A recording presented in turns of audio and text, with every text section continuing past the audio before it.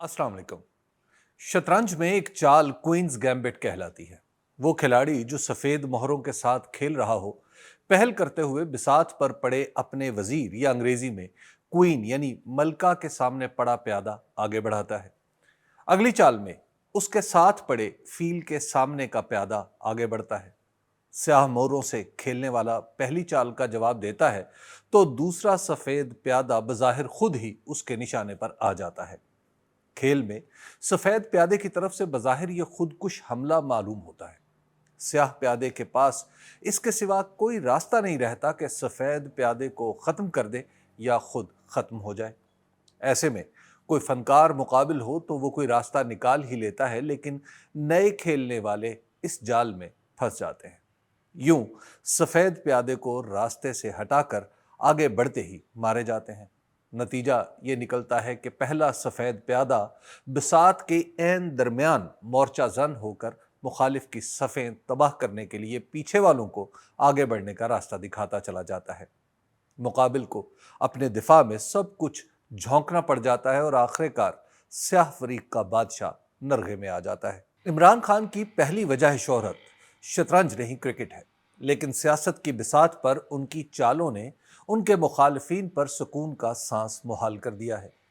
अप्रैल 2022 से लेकर आज तक उनका हर सियासी मुखालिफ जो अपनी जमहूरियत पसंदी की वजह से जाना जाता था, अपनी जमहूरी कुबा उतार कर राह इस्तबदाद इख्तियार कर चुका है।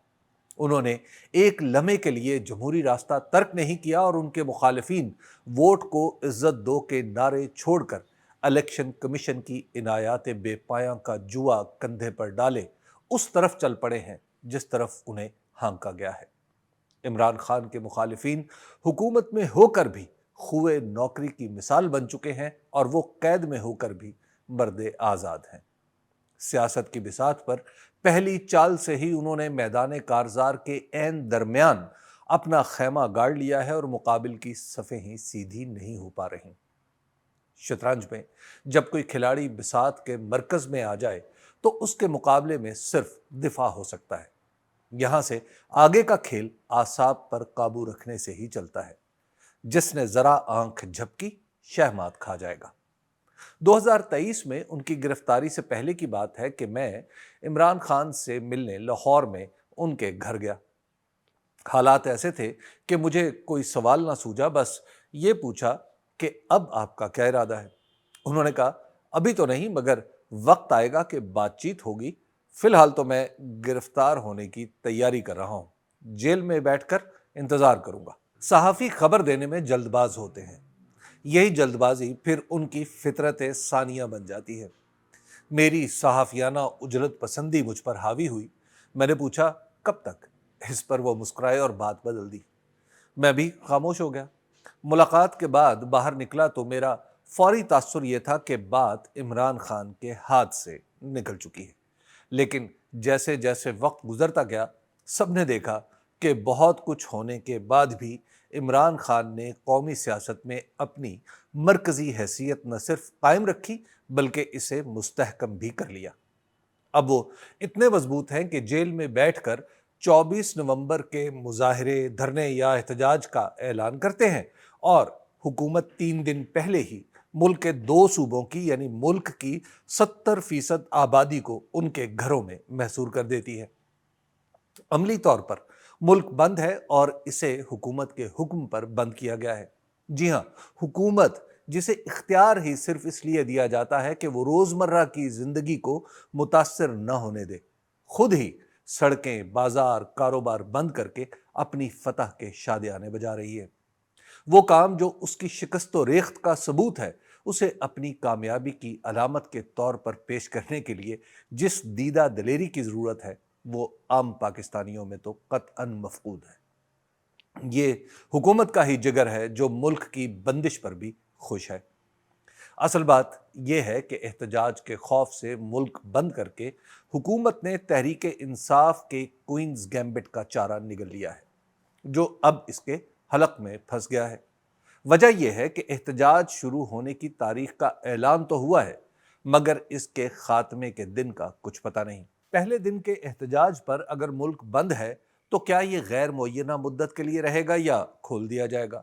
اور اگر کھولا گیا تو احتجاج کرنے والے پھر اسلام آباد کی طرف چل پڑے تو کیا ہوگا؟ یہ ایسا کھیل ہے جس میں نقصان صرف حکومت کا ہے۔ اب اسے دفاع کا موقع بھی زیادہ دیر تک میسر نہیں رہے گا۔ حکومت نے خود کو ایسے شکنجے میں پھنسا لیا ہے جسے کھولنا بھی اس کے لیے اب ممکن نہیں رہا۔ چلیے، تحریک انصاف تو بڑی سیاسی جماعت ہے جس کے سامنے حکومت کچھ کمزوری دکھانے پر مجبور ہو گئی ہے، لیکن اب چھوٹے موٹے سیاسی گروہ بھی اس کمزوری کا فائدہ اٹھائیں گے۔ یوں یہ حکومت اپنا بوجھ سہارنے کے بھی قابل نہیں رہے گی۔ جب اڈیالہ جیل سے 24 نومبر کے احتجاج کا اعلان کیا گیا تو میں نے تحریک انصاف کے ایک جید رہنما سے پوچھا کہ آپ صرف جلسہ کریں گے یا دھرنا دیں گے؟ انہوں نے کچھ پریشانی سے بتایا کہ تحریک انصاف تو چاہے گی کہ اس کے احتجاج کا اثر اسلام آباد ہی نہیں ہر جگہ محسوس ہو۔ اب یہ دھرنے سے ہوتا ہے یا کسی دوسری چیز سے، اس کا فیصلہ اب تک نہیں ہوا۔ تحریک انصاف کی پریشانی خود حکومت نے ہی دور کر دی۔ خیبر پختونخوا کا بچہ بچہ جانتا ہے کہ اصل مسئلہ کیا ہے۔ پنجاب کے سارے شہروں کے راستے کاٹ دینے سے راجن پور سے لے کر لاہور تک اور رحیم یار خان سے راولپنڈی تک ہر شخص واقف ہے کہ جیل میں بند عمران خان کے ڈر سے راستے بند کر دیے گئے ہیں۔